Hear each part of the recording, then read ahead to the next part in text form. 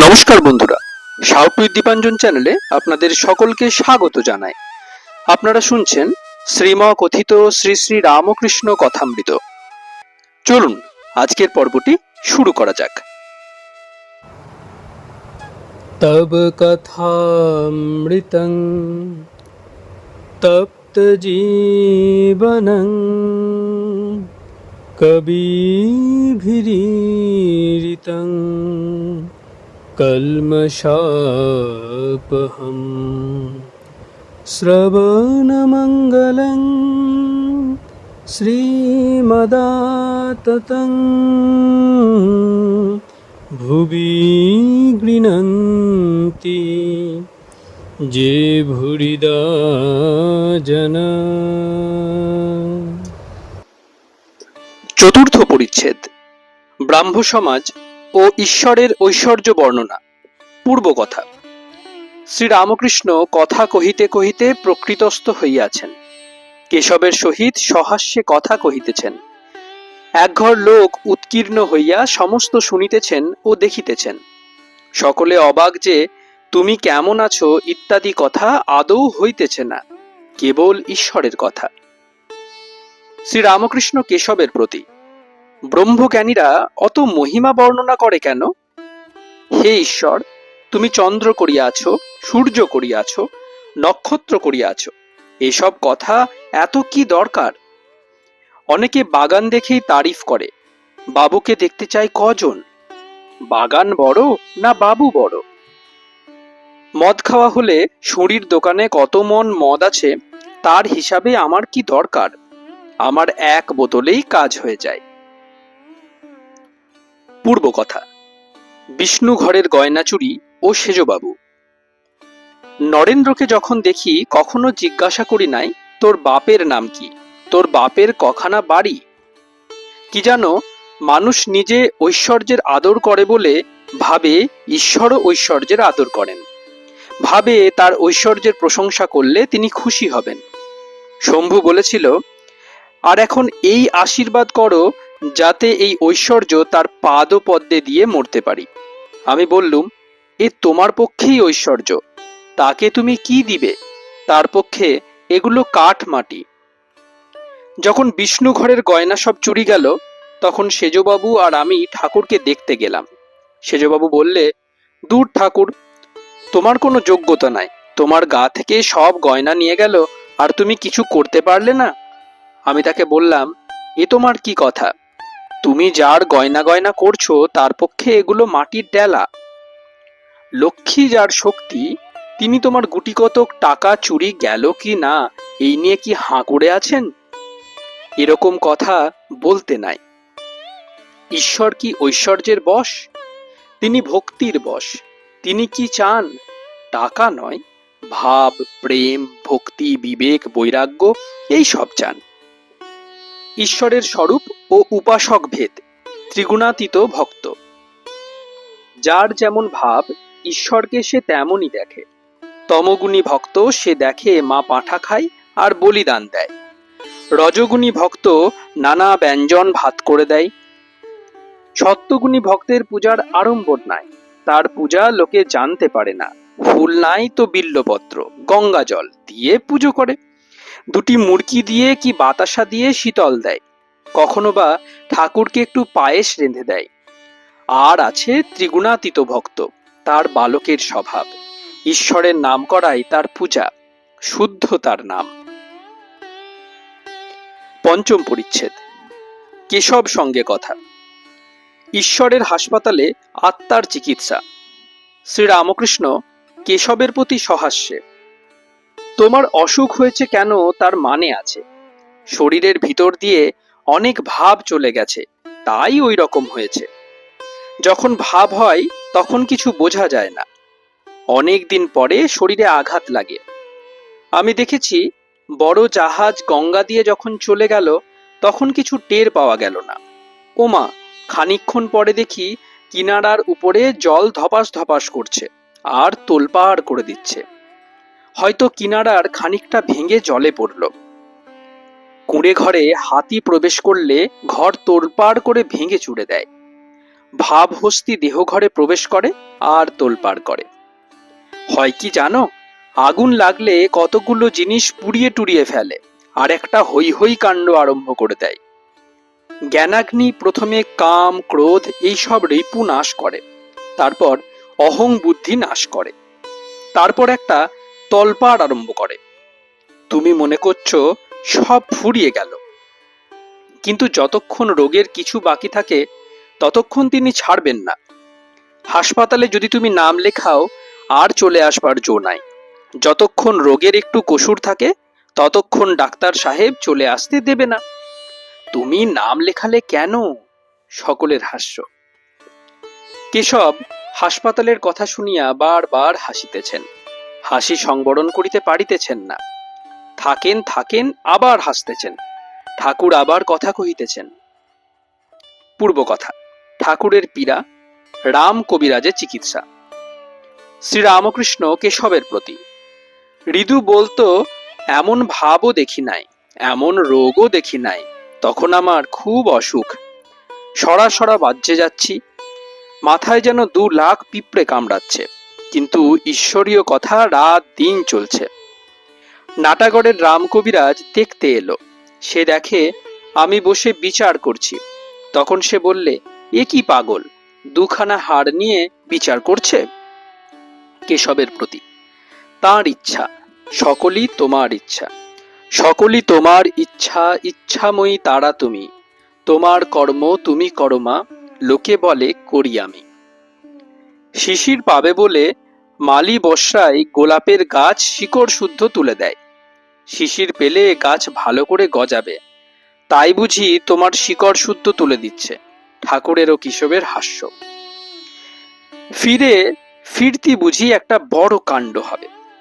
কেশবের জন্য শ্রীরামকৃষ্ণের ক্রন্দন ও সিদ্ধেশ্বরীকে ডাব চিনি মানন। তোমার অসুখ হলেই আমার প্রাণটা বড় ব্যাকুল হয়।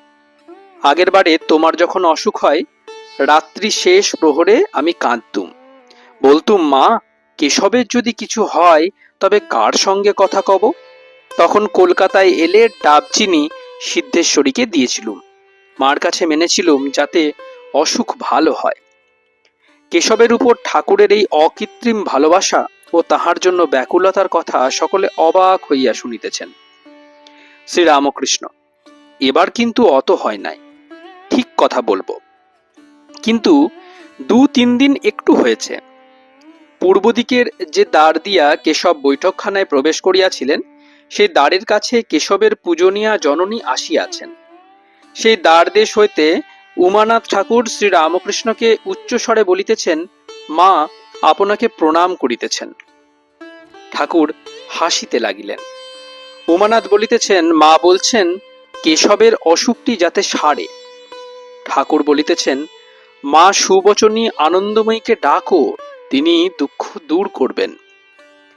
কেশবকে বলিতেছেন, বাড়ির ভিতরে অত থেকো না, মেয়ে ছেলেদের মধ্যে থাকলে আরো ডুববে, ঈশ্বরীয় কথা হলে আরো ভালো থাকবে। গম্ভীরভাবে কথাগুলি বলিয়া আবার বালকের ন্যায় হাসিতেছেন। কেশবকে বলছেন, দেখি তোমার হাত দেখি। ছেলে মানুষের মতো হাত লইয়া যেন ওজন করিতেছেন। অবশেষে বলিতেছেন, না, তোমার হাত হালকা আছে, খলদের হাত ভারী হয়। সকলের হাস্য।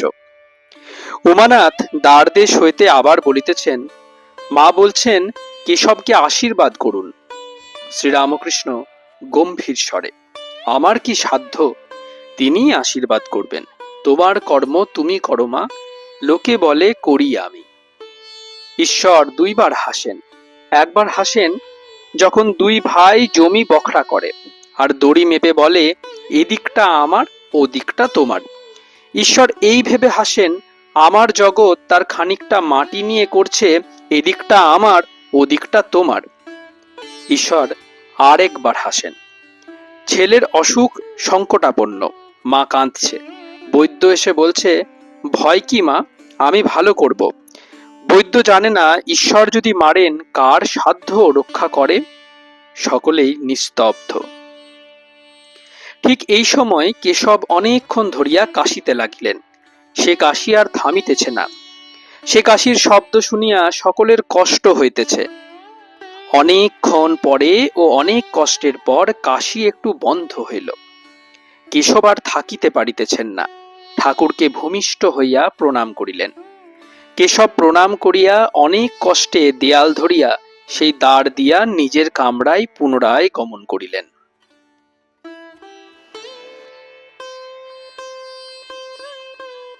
ও বেদোল্লিখিত দেবতা গুরুগিরি নীচ বুদ্ধি। অমৃত কেশবের বড় ছেলে, দয়ানন্দ সরস্বতী। ঠাকুর শ্রী রামকৃষ্ণ কিছু মিষ্টমুখ করিয়া যাইবেন। কেশবের বড় ছেলেটি কাছে আসিয়া বসিয়াছেন। অমৃত বলিলেন, এটি বড় ছেলে, আপনি আশীর্বাদ করুন। ও কি, মাথায় হাত দিয়া আশীর্বাদ করুন? ঠাকুর শ্রী রামকৃষ্ণ বলিলেন, আমার আশীর্বাদ করতে নাই। এই বলিয়া সহাস্যে ছেলেটির গায়ে হাত বুলাইতে লাগিলেন। অমৃত সহাস্যে, আচ্ছা তবে গায়ে হাত বুলান। সকলের হাস্য। ঠাকুর অমৃতাদি ব্রাহ্ম ভক্ত সঙ্গে কেশবের কথা কহিতেছেন। শ্রীরামকৃষ্ণ অমৃত প্রভৃতির প্রতি, অসুখ ভালো হোক এসব কথা আমি বলতে পারি না, ও ক্ষমতা আমি মার কাছে চাইও না। আমি মাকে শুধু বলি, মা আমাকে শুদ্ধা ভক্তি দাও। ইনি কি কম লোকা, যার টাকা চায় তারাও মানে, আবার সাধুতেও মানে। দয়ানন্দকে দেখেছিলাম, তখন বাগানে ছিল, কেশব সেন করে ঘর বাহির করছে। কখন কেশব আসবে? সেদিন বুঝি কেশবের যাবার কথা ছিল। দয়ানন্দ বাংলা ভাষাকে বলতো গৌরাণ্ড ভাষা। ইনি বুঝি হোম আর দেবতা মানতেন না, তাই বলেছিল ঈশ্বর এত জিনিস করেছেন আর দেবতা করতে পারেন না। ঠাকুর কেশবের শিষ্যদের কাছে কেশবের সুখ্যাতি করিতেছেন। শ্রীরামকৃষ্ণ, কেশব হীন বুদ্ধি নয়। ইনি অনেককে বলেছেন যা যা সন্দেহ সেখানে গিয়া জিজ্ঞাসা করবে। আমারও স্বভাবেই। আমি বলি ইনি আরো কোটি গুণে বাড়ুন, আমি মান নিয়ে কি করব? ইনি বড় লোক, টাকা চায় যারা তারাও মানে, আবার সাধুরাও মানে। ঠাকুর কিছু মিষ্টমুখ করিয়া এইবার গাড়িতে উঠিবেন। ব্রাহ্ম ভক্তেরা সঙ্গে আসিয়া তুলিয়া দিতেছেন। সিঁড়ি দিয়া নামিবার সময় ঠাকুর দেখিলেন নিচে আলো নাই। তখন অমৃতাদি ভক্তদের বলিলেন, এসব জায়গায় ভালো করে আলো দিতে হয়, আলো না দিলে দারিদ্র হয়, এরকম যেন আর না হয়। ঠাকুর দু একটি ভক্ত সঙ্গে সেই রাত্রে কালীবাড়ি যাত্রা করিলেন। একাদশ খণ্ড। ঠাকুর শ্রী রামকৃষ্ণ দক্ষিণেশ্বর কালী মন্দিরে ভক্ত সঙ্গে। প্রথম পরিচ্ছেদ, ভক্তিযোগ, সমাধি তত্ত্ব ও মহাপ্রভুর অবস্থা। রবিবার 9ই ডিসেম্বর 1883 খ্রিস্টাব্দ, অগ্রহায়ণ, শুক্লা দশমী তিথি, বেলা প্রায় 1টা-2টা হবে। ঠাকুর শ্রী রামকৃষ্ণ নিজের ঘরে সেই ছোট খাটটিতে বসিয়া ভক্তদের সঙ্গে হরি কথা কহিতেছেন। অধর, মনমোহন, ঠনঠনের শিবচন্দ্র, রাখাল, মাস্টার, হরিশ ইত্যাদি অনেকে বসিয়া আছেন। হাজরাও তখন ওইখানে থাকেন। ঠাকুর মহাপ্রভুর অবস্থা বর্ণনা করিতেছেন। শ্রীরামকৃষ্ণ ভক্তদের প্রতি, চৈতন্যদেবের 3টি অবস্থা হতো। বাহ্য দশা, তখন স্থূল আর সূক্ষ্মে তার মন থাকত। অর্ধবাহ্য দশা, তখন কারণ শরীরে কারণানন্দে মন গিয়েছে। অন্তর্দশা, তখন মহাকারণে মন লয় হতো। বেদান্তের পঞ্চকোষের সঙ্গে এর বেশ মিল আছে। স্থূল শরীর অর্থাৎ অন্নময় ও প্রাণময় কোষ, সূক্ষ্ম শরীর অর্থাৎ মনোময় ও বিজ্ঞানময় কোষ, কারণ শরীর অর্থাৎ আনন্দময় কোষ। মহাকারণ পঞ্চকোষের অতীত। মহাকারণে যখন মন লীন হতো তখন সমাধিস্থ, এরই নাম নির্বিকল্প বা জড় সমাধি। চৈতন্যদেবের যখন বাহ্য দশা হতো তখন নাম সংকীর্তন করতেন। অর্ধবাহ্য দশায় ভক্ত সঙ্গে নৃত্য করতেন। অন্তর্দশায় সমাধিস্থ হতেন। মাস্টার স্বগত, ঠাকুর কি নিজের অবস্থা এই রূপে ইঙ্গিত করছেন? চৈতন্যদেবেরও এই রূপ হতো। শ্রীরামকৃষ্ণ, চৈতন্য ভক্তির অবতার, জীবকে ভক্তি শিখাতে এসেছিলেন। তার উপর ভক্তি হলো তো সবই হলো, হঠযোগের কিছু দরকার নাই। হঠযোগ ও রাজযোগ। একজন ভক্ত: আজ্ঞা, হঠযোগ কি রূপ? শ্রীরামকৃষ্ণ: হঠযোগে শরীরের উপর বেশি মনোযোগ দিতে হয়। ভিতর প্রক্ষালন করবে বলে বাঁশের নলে গুহ্যদ্বার রক্ষা করে। লিঙ্গ দিয়ে দুধ ঘি টানে। জিহ্বা সিদ্ধি অভ্যাস করে। আসন করে শূন্যে কখনো কখনো ওঠে। ওসব বায়ুর কার্য। একজন বাজি দেখাতে দেখাতে তালুর ভিতর জিহ্বা প্রবেশ করে দিয়েছিল। অমনি তার শরীর স্থির হয়ে গেল। লোকে মনে করলে মরে গেছে। অনেক বৎসর সে গোড় দেওয়া রহিল। বহুকালের পরে সেই গোড় কোন সূত্রে ভেঙে গিয়েছিল। সেই লোকটার তখন হঠাৎ চৈতন্য হলো। চৈতন্য হবার পরই সে চেঁচাতে লাগলো, লাগ ভেলকি, লাগ ভেলকি। সকলের হাস্য। এসব বায়ুর কার্য। হঠযোগ বেদান্তবাদীরা মানে না। হঠযোগ আর রাজযোগ। রাজযোগে মনের দ্বারা যোগ হয়, ভক্তির দ্বারা, বিচারের দ্বারা যোগ হয়। ওই যোগই ভালো। হঠযোগ ভালো নয়, কলিতে অন্নগত প্রাণ। দ্বিতীয় পরিচ্ছেদ। ঠাকুরের তপস্যা, ঠাকুরের আত্মীয়গণ ও ভবিষ্যৎ মহাতীর্থ। ঠাকুর শ্রীরামকৃষ্ণ নহবতের পার্শ্বে রাস্তায় দাঁড়াইয়া আছেন। দেখিতেছেন নহবতের বারান্দার এক পার্শ্বে বসিয়া বেড়ার আড়ালে মণি গভীর চিন্তা নিমগ্ন। তিনি কি ঈশ্বর চিন্তা করিতেছেন? ঠাকুর ঝাউতলায় গিয়াছিলেন। মুখ ধুইয়া ওইখানে আসিয়া দাঁড়াইলেন। শ্রীরামকৃষ্ণ: কি গো, এইখানে বসে? তোমার শীঘ্র হবে। একটু করলেই কেউ বলবে এই এই। চকিত হইয়া তিনি ঠাকুরের দিকে তাকাইয়া আছেন। এখনো আসন ত্যাগ করেন নাই।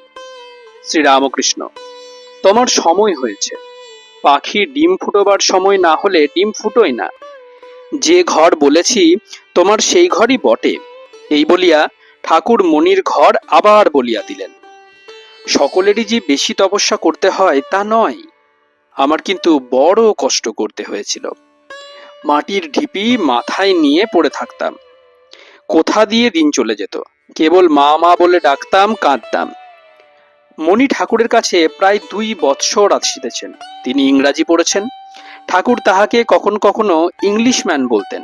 কলেজে পড়াশোনা করেছেন, বিবাহ করেছেন।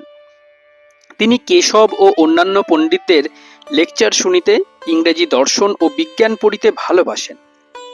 কিন্তু ঠাকুরের কাছে আসা অবধি ইউরোপীয় পণ্ডিতদের গ্রন্থ ও ইংরাজি বা অন্য ভাষার লেকচার তাহার আলুনি বোধ হইয়াছে।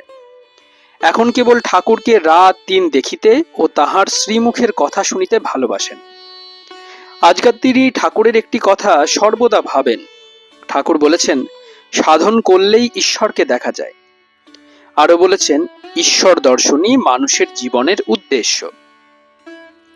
শ্রীরামকৃষ্ণ: একটু করলেই কেউ বলবে এই এই। তুমি একাদশী করো, তোমরা আপনার লোক, আত্মীয়। তা না হলে এত আসবে কেন? কীর্তন শুনতে শুনতে রাখালকে দেখেছিলাম ব্রজমণ্ডলের ভিতর রয়েছে। নরেন্দ্রের খুব উঁচু ঘর, আর হীরানন্দ। তার কেমন বালকের ভাব, তার ভাবটি কেমন মধুর, তাকেও দেখবার ইচ্ছা করে। পূর্ব কথা। গৌরাঙ্গের সাঙ্গপাঙ্গ, তুলসী কানন, সেজবাবুর সেবা। গৌরাঙ্গের সাঙ্গপাঙ্গ দেখেছিলাম, ভাবে নয়, এই চোখে। আগে এমন অবস্থা ছিল যে সাদা চোখে সব দর্শন হতো। এখন তো ভাবে হয়। সাদা চোখে গৌরাঙ্গের সাঙ্গপাঙ্গ সব দেখেছিলাম। তার মধ্যে তোমায়ও যেন দেখেছিলাম, বলরামকেও যেন দেখেছিলাম। কারুকে দেখলে তড়াক করে উঠে দাঁড়ায় কেন জানো? আত্মীয়দের অনেক কাল পরে দেখলে ওইরূপ হয়। মাকে কেঁদে কেঁদে বলতাম, মা, ভক্তদের জন্য আমার প্রাণ যায়, তাদের শীঘ্র আমায় এনে দে। যা যা মনে করতাম তাই হতো। পঞ্চবটিতে তুলসী কানন করেছিলাম, জপ ধ্যান করব বলে। বাখারির বেড়া দেবার জন্য বড় ইচ্ছা হলো। তারপরে দেখি জোয়ারে কতগুলি বাখারির আঁটি, খানিকটা দড়ি ঠিক পঞ্চবটির সামনে এসে পড়েছে। ঠাকুরবাড়ির একজন ভারী ছিল, সে নাচতে নাচতে এসে খবর দিলে। যখন এই অবস্থা হলো, পূজা আর করতে পারলাম না। বললাম, মা, আমায় কে দেখবে? মা, আমার এমন শক্তি নাই যে নিজের ভার নিজেই লই। আর তোমার কথা শুনতে ইচ্ছা করে, ভক্তদের খাওয়াতে ইচ্ছা করে, কারুকে সামনে পড়লে কিছু দিতে ইচ্ছা করে। এসব মা কেমন করে হয়? মা, তুমি একজন বড় মানুষ পেছনে দাও, তাই তো সেজবাবু এত সেবা করলে। আবার বলেছিলাম, মা, আমার তো আর সন্তান হবে না, কিন্তু ইচ্ছা করে একটি শুদ্ধ ভক্ত ছেলে আমার সঙ্গে সর্বদা থাকে। সেইরূপ একটি ছেলে আমায় দাও, তাই তো রাখাল হলো। যারা যারা আত্মীয়, তারা কেউ অংশ, কেউ কলা। ঠাকুর আবার পঞ্চবটির দিকে যাইতেছেন। মাস্টার সঙ্গে আছেন, আর কেহ নাই। ঠাকুর সহাস্যে তাহার সহিত নানা কথা কহিতেছেন। পূর্ব কথা। অদ্ভুত মূর্তি দর্শন, বটগাছের ডাল। শ্রীরামকৃষ্ণ মাস্টারের প্রতি। দেখো, একদিন দেখি কালীগড় থেকে পঞ্চবটি পর্যন্ত এক অদ্ভুত মূর্তি। এ তোমার বিশ্বাস হয়? মাস্টার অবাক হইয়া রহিলেন। তিনি পঞ্চবটির শাখা হইতে দুই একটি পাতা পকেটে রাখিতেছেন। শ্রীরামকৃষ্ণ, এই ডাল পড়ে গেছে, দেখছো? এর নিচে বসতাম। মাস্টার, আমি এর একটি কচি ডাল ভেঙে নিয়ে গিয়েছি, বাড়িতে রেখে দিয়েছি। শ্রীরামকৃষ্ণ সহাস্যে, কেন? মাস্টার, দেখলে আহ্লাদ হয়, সব ঝুঁকে গেলে এই স্থান মহাতীর্থ হবে। শ্রীরামকৃষ্ণ সহাস্যে, কিরকম তীর্থ? কি পেনেটির মতো? পেনেটিতে মহা সমারোহ করিয়া রাঘব পণ্ডিতের মহোৎসব হয়। ঠাকুর শ্রীরামকৃষ্ণ প্রায় প্রতি বৎসর ওই মহোৎসব দেখিতে গিয়া থাকেন ও সংকীর্তন মধ্যে প্রেমানন্দে নৃত্য করেন। যেন শ্রী গৌরাঙ্গ ভক্তের ডাক শুনিয়া স্থির থাকিতে না পারিয়া নিজে আসিয়া সংকীর্তন মধ্যে প্রেম ও মূর্তি দেখাইতেছেন। তৃতীয় পরিচ্ছেদ। হরিকথা প্রসঙ্গে। সন্ধ্যা হইল। ঠাকুর শ্রীরামকৃষ্ণ ঘরের ছোট খাটটিতে বসিয়া মার চিন্তা করিতেছেন। ক্রমে ঠাকুর বাড়িতে ঠাকুরদের আরতি আরম্ভ হইল। শাঁখ ঘণ্টা বাজিতে লাগিল। মাস্টার আজ রাত্রে থাকিবেন। কিয়ৎক্ষণ পরে ঠাকুর মাস্টারকে ভক্তমাল পাঠ করিয়া শুনাইতে বলিলেন। মাস্টার পড়িতেছেন। চরিত্র শ্রী মহারাজ শ্রী জয়মল। জয়মল নামে এক রাজা শুদ্ধমতি, অনির্বচনীয় তার শ্রীকৃষ্ণ পীড়িতি। ভক্তি অঙ্গ যাজনে যে সুদূর নিয়ম, পাষাণের রেখা যেন নাহি বেশি কম। শ্যামল সুন্দর নাম শ্রী বিগ্রহ সেবা, তাহাতে প্রপন্ন নাহি জানে দেবী দেবা। দশদণ্ড বেলাবধি তাহার সেবায়, নিযুক্ত থাকোয়ে সদা দৃঢ় নিয়ম হয়। রাজ্য ধন যাই কিবা বজ্রাঘাত হয়, তথাপিও সেবা সমে ফিরি না তাকায়। প্রতিযোগী রাজা ইহা সন্ধান জানিয়া, সেই অবকাশকালে আইল হানা দিয়া। রাজার হুকুম বিনে সৈন্য আদিগণ, যুদ্ধ না করিতে পারে করে নিরীক্ষণ। ক্রমে ক্রমে আসি গড় ঘেরে রিপুগণ, তথাপিও তাহাতে কিঞ্চিত নাহি মন। মাতা তার আসি করে কত উচ্চধ্বনি, উদ্বিগ্ন হইয়া যে মাথায় করহানি। সর্বস্ব লইল আর সর্বনাশ হইল, তথাপি তোমার কিছু ভুরুক্ষেপ নইল। জয়মল কহে, মাথা কেন দুঃখ ভাব, যেই দিল সেই লবে, তাহা কি করিব? সেই যদি রাখে তবে কে লইতে পারে, অতবা আপা সবার উদ্যমে কি করে। শ্যামল সুন্দর হেথা গোড়ায় চড়িয়া, যুদ্ধ করিবারে গেলা অস্তর ধরিয়া। একাই ভক্তের রিপু সৈন্যগণ মারি, আসিয়া বন্ধিল ঘোড়া আপন তেওয়ারি। সেবা সমাপনে রাজা নিকষিয়া দেখে, ঘোড়ার সর্বাঙ্গে ঘর্মশ্বাস বয়ে নাকে। জিজ্ঞাসয়ে মোর অশ্বে সওয়ার কে হইল, ঠাকুর মন্দিরে বা কেয়ানি বাঁধিল। সবে কহে, কে চড়িল কেয়ানি বাঁধিল, আমরা যে নাহি জানি কখন আনিল। সংশয় হইয়া রাজা ভাবিতে ভাবিতে, সৈন্য সামন্ত সহ চলিল যুদ্ধেতে। যুদ্ধস্থানে গিয়া দেখে ৭০-এর সৈন্য, রণশয্যায় শুইয়াছে মাত্র এক ভিন্ন। প্রধান যে রাজা এবে সেই মাত্র আছে, বিস্ময় হইয়া কিহ কারণ কি পুছে। হেনকালে ওই প্রতিযোগী যে রাজা, গলবস্ত্র হইয়া করিল বহু পূজা। আসিয়া জয়মল মহারাজার অগ্রেতে, নিবেদন করে কিছু করি জোর হাতে। কি করিব যুদ্ধ তব এক যে সেপাই, পরম আশ্চর্য সে ত্রৈলোক্য বিজয়ী। অর্থ নাহি মাগো মুই রাজ্য নাহি চাহ, বরঞ্চ আমার রাজ্য চল দিব লহ।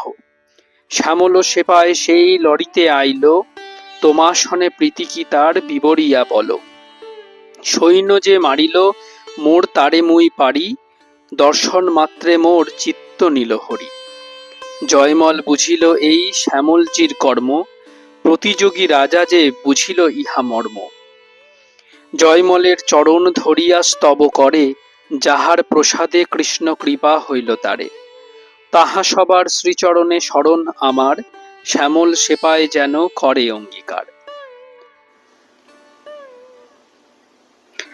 পাঠান্তে ঠাকুর মাস্টারের সহিত কথা কহিতেছেন। ভক্তমাল একঘেয়ে, অন্তরঙ্গ কে? জনক ও শুকদেব। শ্রীরামকৃষ্ণ: তোমার এসব বিশ্বাস হয়? তিনি সওয়ার হয়ে সেনা বিনাশ করেছিলেন, এসব বিশ্বাস হয়? মাস্টার: ভক্ত ব্যাকুল হয়ে ডেকেছিল, এ অবস্থা বিশ্বাস হয়? ঠাকুরকে সওয়ার ঠিক দেখেছিল কিনা এসব বুঝতে পারি না। তিনি সওয়ার হয়ে আসতে পারেন, তবে ওরা তাকে ঠিক দেখেছিল কিনা। শ্রীরামকৃষ্ণ সহাস্যে: বইখানিতে বেশ ভক্তদের কথা আছে, তবে একঘেয়ে। যাদের অন্য মত তাদের নিন্দা আছে। পরদিন সকালে উদ্যান পথে দাঁড়াইয়া ঠাকুর কথা কহিতেছেন। মণি বলিতেছেন, আমি তাহলে এখানে এসে থাকব। শ্রীরামকৃষ্ণ: আচ্ছা, এত যে তোমরা আসো এর মানে কি? সাধুকে লোকে একবার হদ্দ দেখে যায়, এত আসো এর কি মানে? মণি অবাক। ঠাকুর নিজেই প্রশ্নের উত্তর দিতেছেন। শ্রীরামকৃষ্ণ মণির প্রতি: অন্তরঙ্গ না হলে কি আসো? অন্তরঙ্গ মানে আত্মীয়, আপনার লোক, যেমন বাপ, ছেলে, ভাই, ভগ্নী। সব কথা বলি না, তাহলে আর আসবে কেন? শুকদেব ব্রহ্মজ্ঞানের জন্য জনকের কাছে গিয়েছিল। জনক বললে, আগে দক্ষিণা দাও। শুকদেব বললে, আগে উপদেশ না পেলে কেমন করে দক্ষিণা হয়? জনক হাসতে হাসতে বললে, তোমার ব্রহ্মজ্ঞান হলে আর কি গুরু শিষ্য বোধ থাকবে, তাই আগে দক্ষিণার কথা বললাম।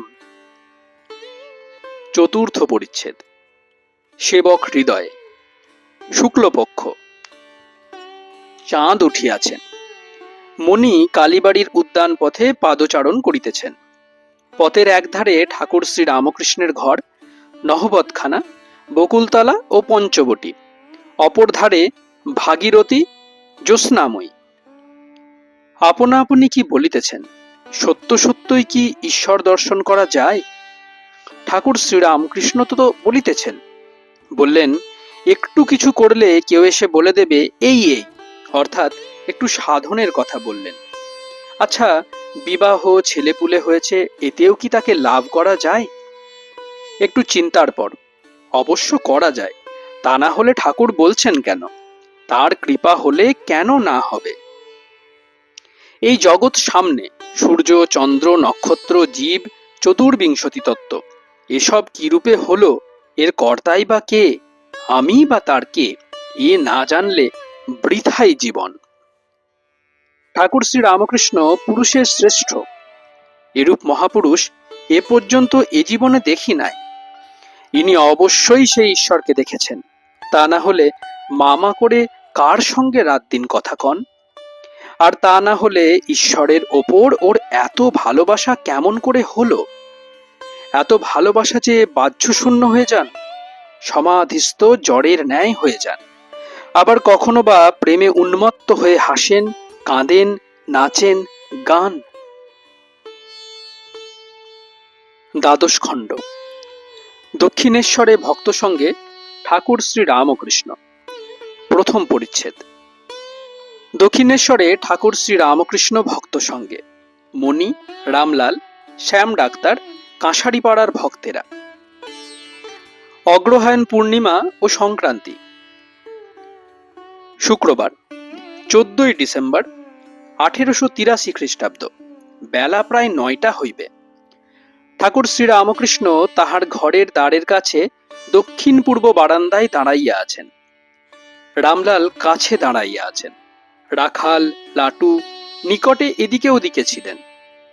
মণি আসিয়া ভূমিষ্ঠ হইয়া প্রণাম করিলেন। ঠাকুর বলিলেন, এসেছ? তা আজ বেশ দিন। তিনি ঠাকুরের কাছে কিছুদিন থাকিবেন, সাধন করিবেন।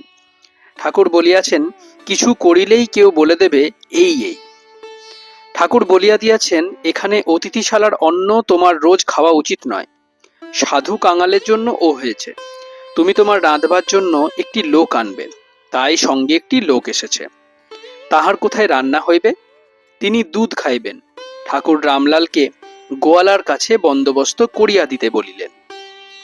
শ্রীযুক্ত রামলাল অধ্যাত্ম রামায়ণ পড়িতেছেন ও ঠাকুর শুনিতেছেন। মণিও বসিয়া শুনিতেছেন। রামচন্দ্র সীতাকে বিবাহ করিয়া অযোধ্যায় আসিতেছেন। পথে পরশুরামের সহিত দেখা হইল। রাম হরধনু ভঙ্গ করিয়াছে শুনিয়া পরশুরাম রাস্তায় বড় গোলমাল করিতে লাগিলেন। দশরথ ভয়ে আকুল। পরশুরাম আরেকটা ধনু রামকে ছুঁড়িয়া মারিলেন, আর ওই ধনুতে জ্যা রোপণ করিতে বলিলেন।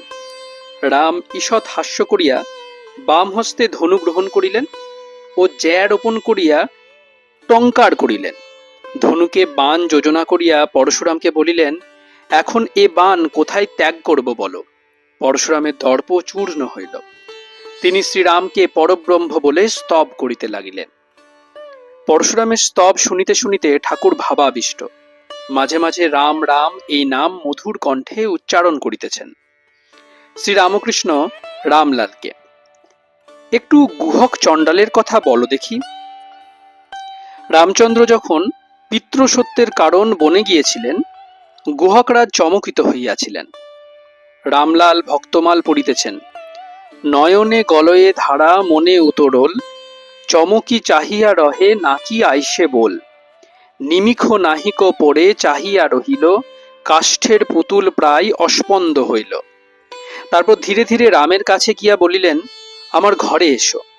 রামচন্দ্র তাকে মিতা বলে আলিঙ্গন করিলেন। গুহ তখন তাহাকে আত্মসমর্পণ করিতেছেন। গুহ বলে, ভালো ভালো তুমি মোর মিতে, তোমাকে সপিনু দেহ পরানো সহিতে। তুমি মোর সরবশ প্রাণ ধন রাজ্য, তুমি মোর ভক্তি মুক্তি তুমি শুভ কার্য। তুমি মইরা যাই তব বালায়ের সনে, দেহ সমর্পিনু মিতা তোমার চরণে। রামচন্দ্র 14 বৎসর বনে থাকিবেন ও জটা বলকল ধারণ করিবেন শুনিয়া গুহ জটা বলকল ধারণ করিয়া রহিলেন ও ফলমূল ছাড়া অন্য কিছু আহার করিলেন না। 14 বৎসরান্তে রাম আসিতেছেন না দেখিয়া গুহ অগ্নিপ্রবেশ করিতে যাইতেছেন, এমন সমন হনুমান আসিয়া সংবাদ দিলেন। সংবাদ পাইয়া গুহ মহানন্দে ভাসিতেছেন। রামচন্দ্র ও সীতা পুষ্পক রথে করিয়া আসিয়া উপস্থিত হইলেন। দয়াল পরমানন্দ প্রেমাধীন রামচন্দ্র ভক্ত বৎসল গুণধাম, প্রিয় ভক্তরাজ গুহ হেরিয়া পুলক দেহ হৃদয়ে লইল প্রিয়তম। গাঢ় আলিঙ্গনে দোহে প্রভু ভৃত্যে লাগি রহে, অশ্রু জলে দোহা অঙ্গ ভিজে। ধন্য গুহ মহাশয় চারিদিকে জয় জয়, কোলাহল হলো ক্ষিতি মাঝে।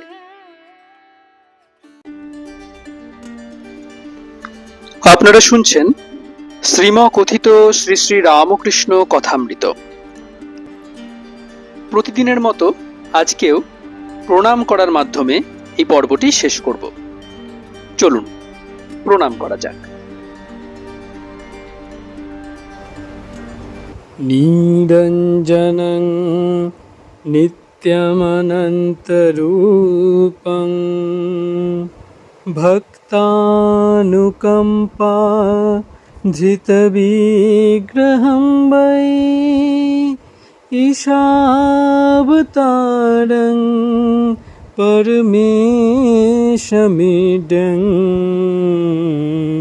तं रामकृष्णं शिरसा नमामि।